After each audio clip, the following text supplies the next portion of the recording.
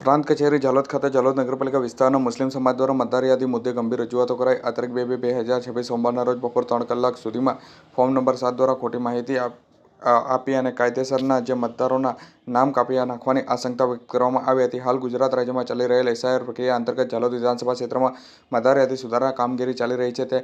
આ પ્રક્રિયા દરમિયાન જાલોદ નગરપાલિકા વિસ્તારની મતદાર યાદીમાં ફોર્મ નંબર 7 દ્વારા મોટી સંખ્યામાં વાંધા અરજીઓ કરવામાં આવી રહી હોવાનું સામે આવતા જાલોદ નગરપાલિકા વિસ્તારના મુસ્લિમ સમાજમાં ભારે ચિંતા વ્યાપી છે અને આ સંદર્ભે જાલોદ નગરપાલિકા વિસ્તારના મુસ્લિમ સમાજ દ્વારા તાલુકા ચૂંટણી અધિકારી, નાયબ કલેક્ટર, પ્રાંત અધિકારીને લેખિતમાં રજૂઆત કરી અને જણાવ્યું હતું કે ફોર્મ નંબર 7 મારફતે ખોટી તથા ભ્રામક માહિતી રજૂ કરી અને કાયદેસરના મતદારોના નામ મતદાર યાદીમાંથી કમી કરવાની કોશિશ થઈ રહી હોવાની હાલ સંભાવના નકારી શકતી નથી. તેની રજૂઆત પ્રાંત અધિકારીને કરી અને યોગ્ય કાર્યવાહી માટેની માંગ કરવામાં આવી છે.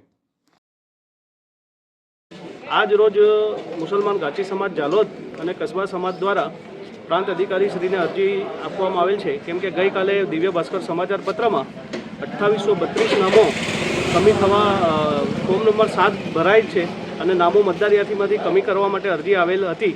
તેની જાણ થતાં અમે આજ રોજ પ્રાંત અધિકારી શ્રી જાલોદને અરજી આપેલ છે અને પ્રાંત અધિકારી શ્રી જાલોદના હવે આશ્વાસન આપેલ છે કે કોઈપણ વ્યક્તિનું નામ ખોટી રીતે કમી થાય નહીં અને તે અંગેની પૂરતી ખરાઈ BLO દ્વારા કરવામાં આવશે.